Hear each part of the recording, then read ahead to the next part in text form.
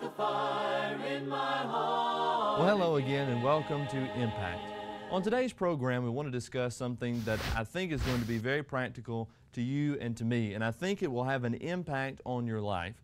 As we've said before, if you've watched us, this program is all about real Christians making a real difference in today's world. But you know, sometimes we as Christians need some reminders. Well, that's not anything that's new for Jesus' disciples. In fact, in John chapter 21, you might open there, we'll be there throughout the rest of our program today. Verse 19, Jesus tells Peter, "Follow me." Now, Jesus, why do you say that to Peter at this point? Verse 14 tells me this is the third time that Jesus has appeared to His apostles following the resurrection. So you mean to tell me that Jesus has been preaching and teaching, He chose His apostles, and yet now, the third time after His death, He's appeared to His apostles and He tells Peter, "Follow me"? Well, I guess you and I need reminders regularly. In fact, think about all the different things that we use to remind us just of regular old everyday events. For example, think about how we use so often different calendars and things. Do you use these things? I tell you, this is my life in school. Otherwise, I wouldn't know what I'm doing and what's due on time. We have sticky notes sticking everywhere. Even on our cell phones, we have calendars. On our cell phones, we have alarm clocks. I mean, I use this thing to wake up every morning, and you may too. And even on our MP3 players, we have different types of things that will help us, whether it be alarms, whether it be calendars, things that we can sync with our computers. I guess we live in an age where we need lots of reminders. Well, that seemed to be the case even with Peter back then in his day. John chapter 21 at verse number 19, Jesus says, "Follow me." Well, that's interesting.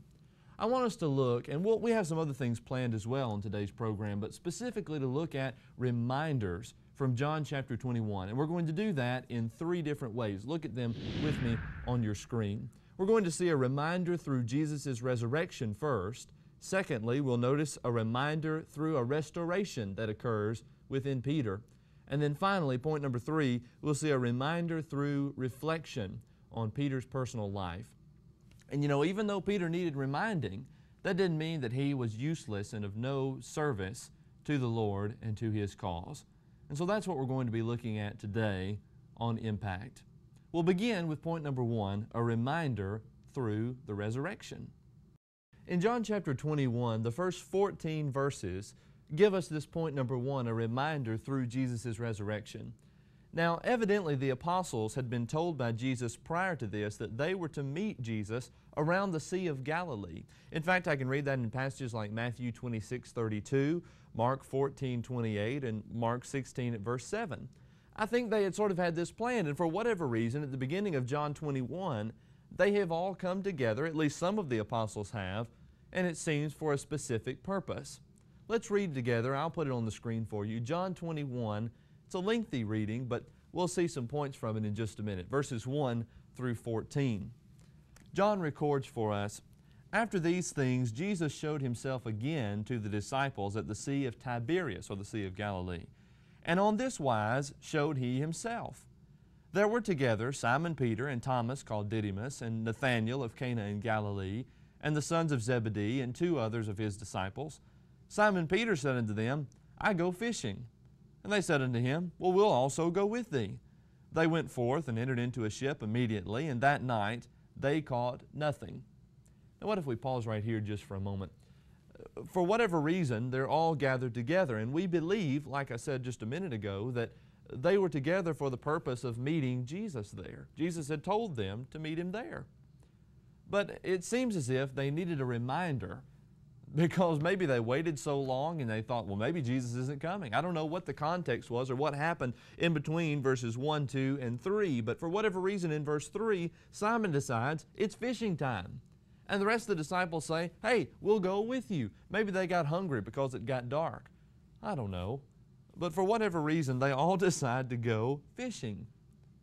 But that's important because now in verse 4, when Jesus appears to them, as they knew that He would, keep in mind, if I were to flip back one page in my Bible to John chapter 20, Jesus has just appeared to all the apostles, minus Thomas, and then a second time to all the apostles with Thomas. Thomas sees the evidence and proclaims that famous passage, "My Lord and my God." They've seen Jesus before, and they know that He's coming back. But in verse 4, Jesus appears to them, and they don't recognize Him. Look at it with me. Verse 4. When the morning was now come, Jesus stood on the shore. But the disciples knew not that it was Jesus. And Jesus said unto them, "Children, have ye any meat?" And they said, "No." He said, "Cast the net on the right side of the ship, and you shall find." They cast therefore, and now they were not able to draw it for the multitude of fishes. Therefore, that disciple whom Jesus loved said to Peter, "It's the Lord."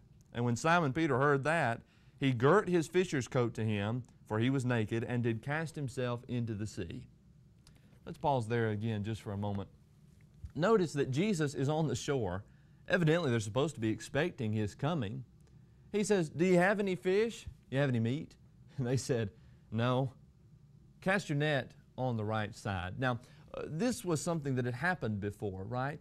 There was another time, recorded for me in Luke chapter 5 and other places, verses 1 through 11 in Luke chapter 5, where Jesus meets His apostles, His disciples, and He tells them to cast their nets out. They've been unlucky so far, but now they have so many fish that the net breaks in Luke chapter 5. Well, this is a different account in John 21, a totally different time, in fact.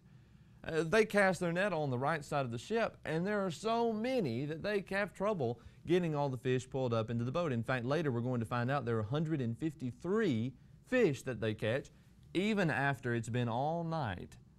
They were fishing with no luck at all. Well, that tells Peter something, as well as John. And John says to Peter, "That's Jesus." Simon Peter jumps into the water and swims back to shore. You see, they were reminded through Jesus' resurrection, first of all, that He was present in the flesh. They knew this is Jesus. Now, I would think that surely they'd be able to recognize Him, but for whatever reason they didn't. It seems as if maybe they forgot that Jesus was coming to meet them. But we know that John and Peter were really convinced that it was Him.